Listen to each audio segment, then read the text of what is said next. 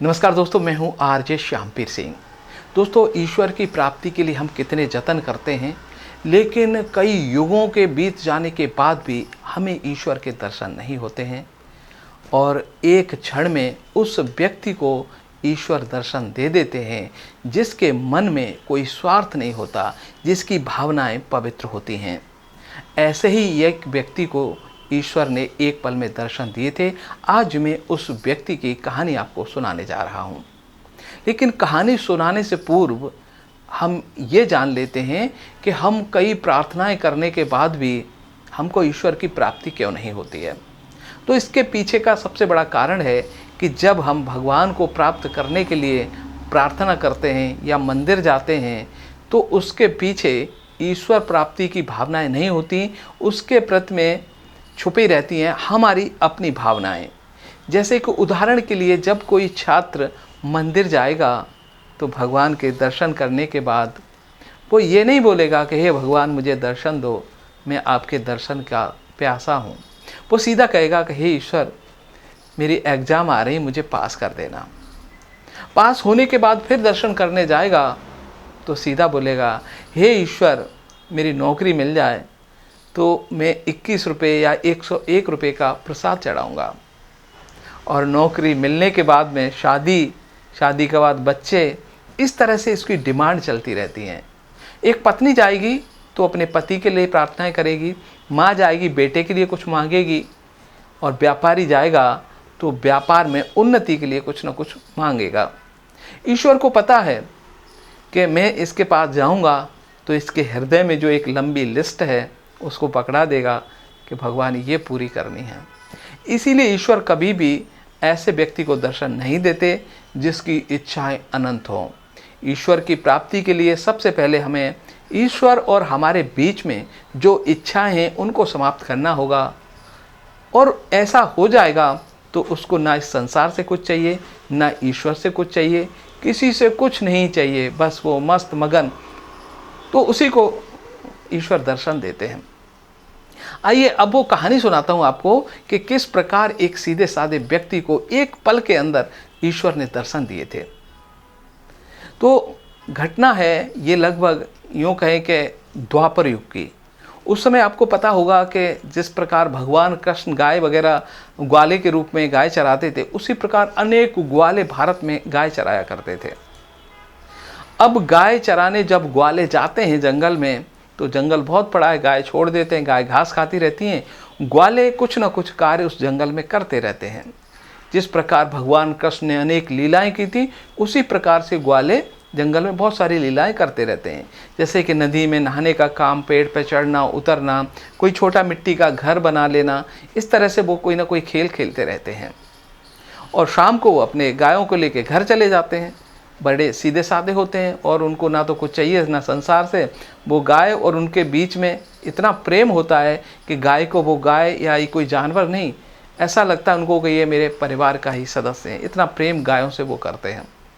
खैर, सुबह का वक्त था और जहाँ पर वो गाय चराने आते थे उसी जगह पे वहाँ से सुबह सुबह एक साधु निकल रहा था। सूर्योदय हुआ, वहाँ से नदी बह रही थी। साधु ने सोचा उपयुक्त समय है, सूर्योदय हो गया है, स्नान करके प्रभु को याद करने का समय हो गया, तो यहीं पर हम भजन करके प्रभु को याद करके फिर आगे की यात्रा करेंगे।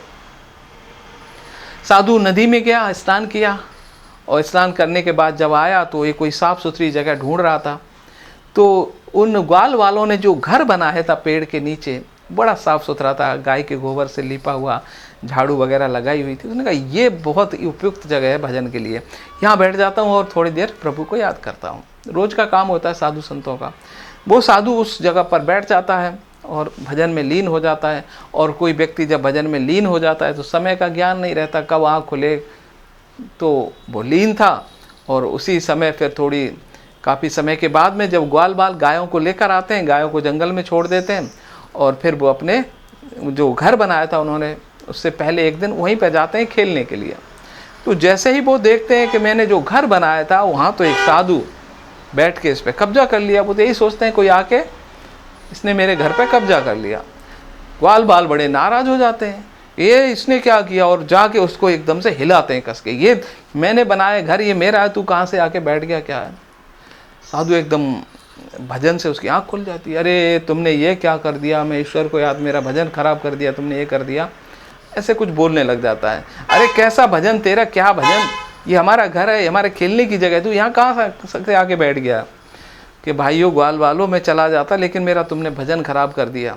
अरे क्या होता है भजन करने से, हैं क्या, कैसा भजन था तेरा जो खराब हो गया, ला हम सही कर देंगे। कि भाई अब ये सही नहीं होता, हो गया तो खराब हो गया, लेकिन ये बता दूँ होता क्या इससे, तेरा पूरा हो जाता, सही हो जाता, तेरा क्या नुकसान हो गया है, हम भरपाई कर देंगे। कि तुम नहीं कर सकते, नहीं कर देंगे, तू बता तो सही। कि देखो भजन से होता कुछ नहीं है, हम ईश्वर को याद कर रहे थे और भजन पूरा हो जाता है ना, तो हमें ईश्वर दर्शन देते हैं, बस इतनी सी बात है। जा जा तू जा, अब हम कर लेंगे भजन।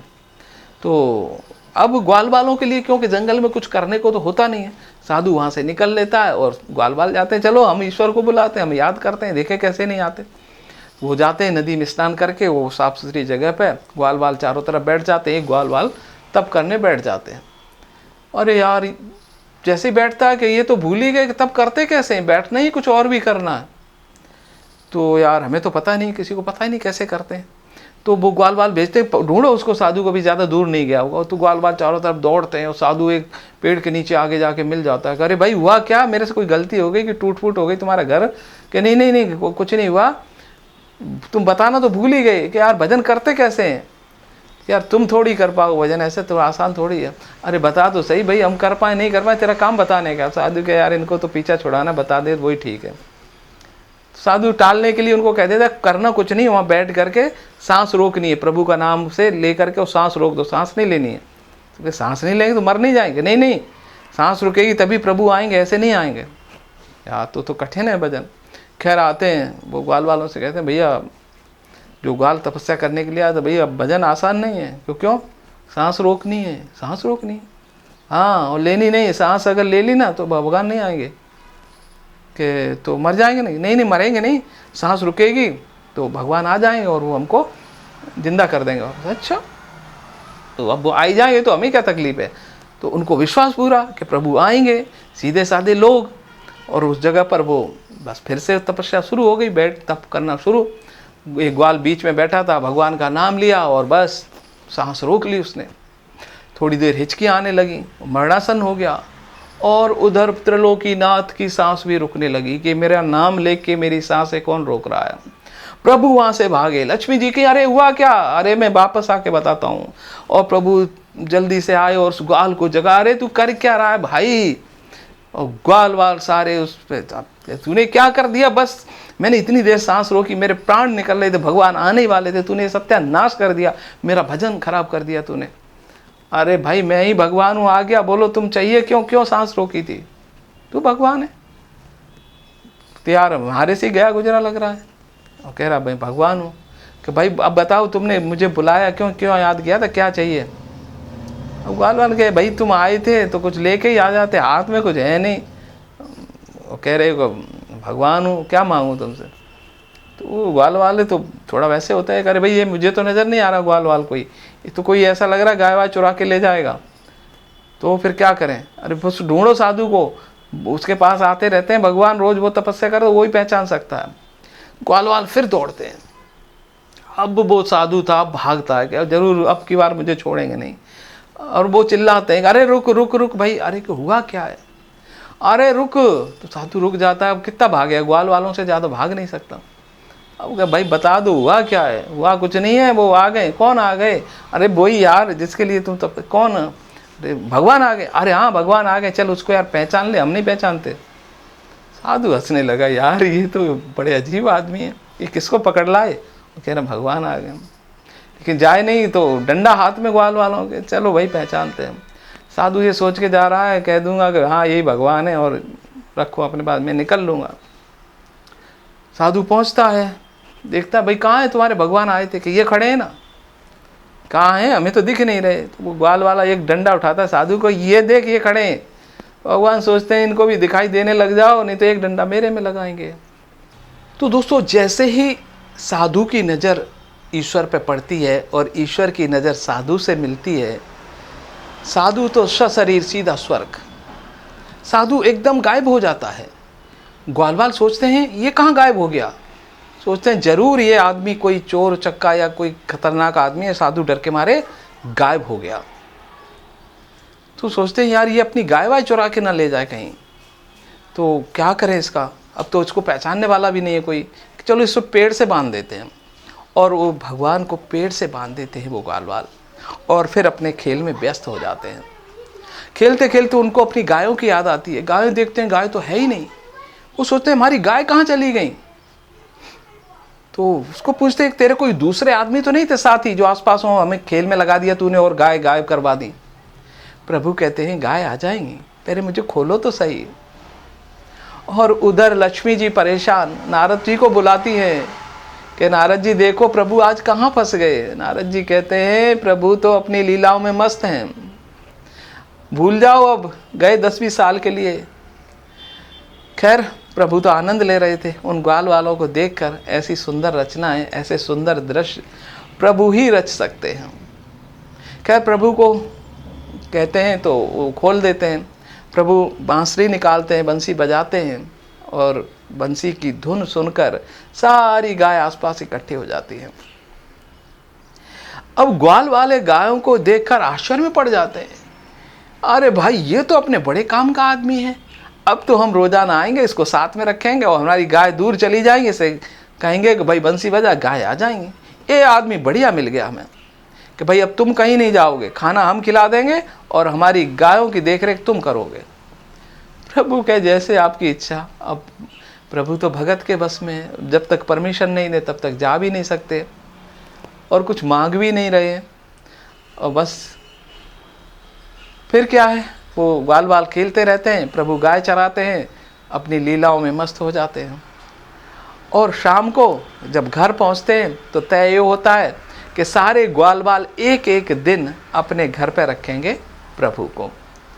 अब वो भी नहीं कह रहा कि नहीं हम रोज़ाना खाना हम नहीं खिलाएंगे, एक दिन हम खाना खिलाएंगे, एक दिन ये ग्वाला खिलाएगा, एक दिन अलग अलग खिलाएंगे। देखो प्रभु हंसते हैं, यार कितने साफ सुथरे दिल के ये लोग हैं। खैर प्रभु कहते हैं जैसी इच्छा, जिसके घर पे रखोगे मैं तो रह लूँगा। अब पहले दिन वो ले जाता है, गायों का दूध निकलवाता है, गोबर साफ करवाता है प्रभु से। शाम को कहता है माँ आज 2 थाली ले आना। माँ कहती है 2 थाली, सोचती है कोई आया होगा इसके साथ ही, कोई मित्र, तो ठीक है बना दूंगी। लेकिन जब कहता है कि बेटा दूसरा कौन है, किसके लिए थाली मंगाई, कि ये बैठा है ना, कि कौन है, कि भगवाना। भगवाना हाँ माँ ये अब हमारे साथ ही रहेगा, ये गाय वाय की देख रेख। आज कितनी जल्दी काम खत्म हो गया, ये बहुत जल्दी काम कर लेता है माँ। अरे हमें माँ खाना ही तो खिलाना है, अपना काम हल्का हो जाएगा।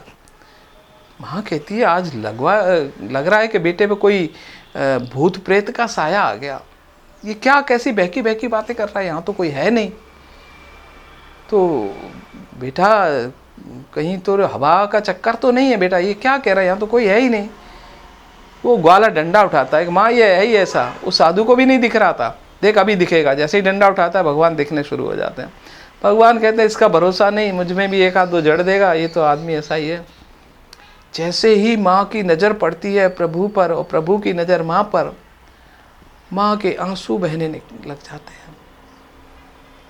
बेटा तूने ये क्या कर दिया, ये तो साक्षात भगवान है।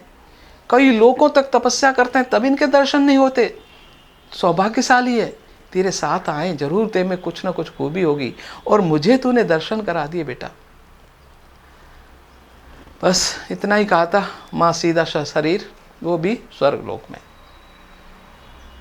क्योंकि भगवान के तप के आगे ये जो हम मांगते हैं वो अपने आप मिल जाता है, मांगने की जरूरत नहीं पड़ती है। जिसके लिए हम स्वर्ग जाने के लिए पूरी जिंदगी तप तपस्याएं दान धर्म करते हैं, मांगने की जरूरत नहीं पड़ती है, प्रभु के दर्शन होते ही सब मिल जाता है। ग्वाला समझ गया ये प्रभु हैं। सब ग्वालों को बुलाया जाता है कि प्रभु हमें माफ़ कर दो, हमसे बहुत बड़ी भूल हो गई है, हम नहीं पहचानते थे आपको।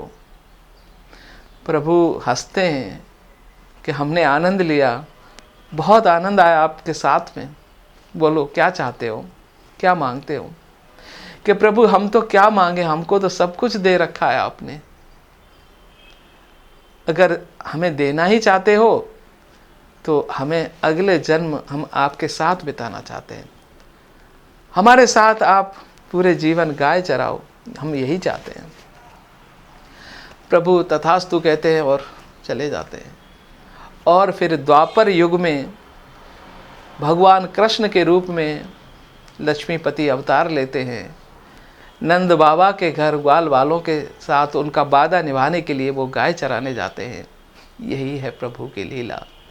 बिन मांगे सब मिल जाता है और मांगो तो प्रभु के दर्शन भी नहीं होते। तो भावना हमारी स्वच्छ होगी। मेरे और प्रभु के बीच में जो दूरियां हैं, कुछ बैरियर हैं, चाहे हमारी इच्छाओं के रहे हों, कुछ भी होंगे, जब तक वो रहेंगे तब तक प्रभु दर्शन नहीं देंगे। तो हमको प्रभु को प्राप्त करने के लिए जो हमारी इच्छाओं को ख़त्म करना होगा, जो कि प्रभु के दर्शन में बाधा बनते हैं, और आपको एक क्षण एक पल में दर्शन उसी समय हो जाएंगे। तो सच में दोस्तों, प्रभु को प्राप्त करना चाहते हो तो खुद की आत्मा को शुद्ध रखो, बुरी भावनाओं को मत लाओ, पूरे संसार को अपना समझो, क्योंकि ये प्रभु के द्वारा रचित है। प्रभु की बनाई हुई किसी भी चीज़ से घृणा मत करो, सब उसी की तो माया है। और आप किसी को देख के घृणा करो, कहो कि प्रभु प्राप्त हो जाएंगे, नहीं होंगे। अब सब कुछ आप समझ गए होंगे प्रभु के प्राप्त करने के लिए हमें क्या करना है, और आसानी से प्राप्त कर सकते हो। जब एक ग्वाले को भगवान प्राप्त हो सकते हैं तो हमको क्यों नहीं हो सकते। बस उसके जैसी भावनाएं रखनी। नमस्कार।